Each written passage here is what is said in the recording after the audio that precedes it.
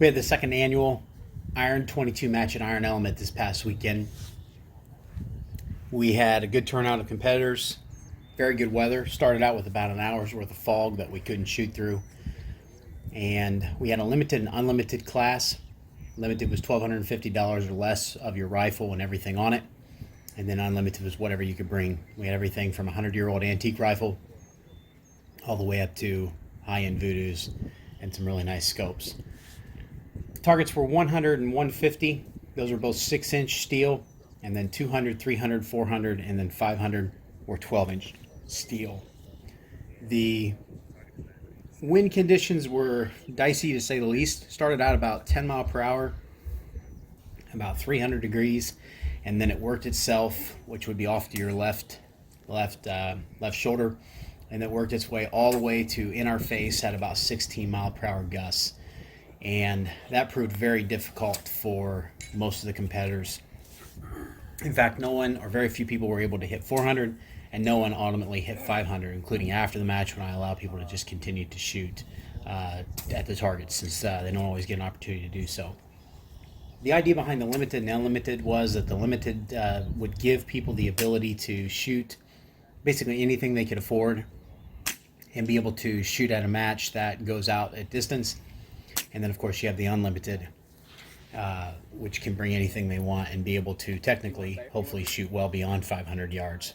But with the wind that we had and the challenges that we had with the wind, no one ultimately hit 500, and most everybody missed 400. I did allow the limited to continue on and shoot the entire match if they could hit 300 yards, so they were able to shoot each target to 300, and then if they hit 300, they could try for 400. Which I felt that was necessary so that people weren't just lobbing bullets out there without the elevation to do on their scope or within their rifle mounts. The difference between this year and last year was that we had 2 lanes running last year, 2 lanes this year, but we ran them alternating. I allowed 3 minutes to set up, then 6 minutes to hit 2 different distances. So if you were shooting 100 and then 150, you had 6 minutes to do so. Then the other lane would go after that. We did them simultaneously last year, and it was very difficult to score because we're sitting basically side by side. I did have T1000 lights on everything past 200, and then I had a target vision camera on the 500-yard target. And the scores were quite wide in hitting.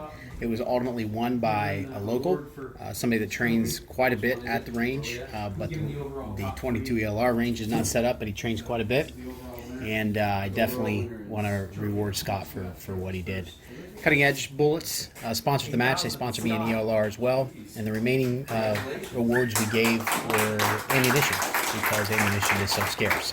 So each division, 3 people won, first, second, third, and then I combined all the scores to come up with a first, second, and third place trophy, because technically the limited, if they hit every target, could possibly do just as well as an unlimited if it didn't hit every target. So I was a little bit different in that case, but the overall winner was Scott, and then second was Matt, who last year won the world record at this match, and then Amy came in third, and those two came in second and third last year.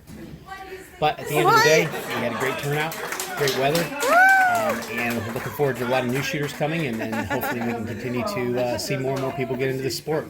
Afterwards, people got to shoot at the range if they wanted to, including myself, and we just could not hit that 500 because of the wind coming in our face, had that headwind. But we enjoyed ourselves quite immensely and hope to see people continue to turn out to do so. Thank you. Enjoy. Forward forever. Backward never.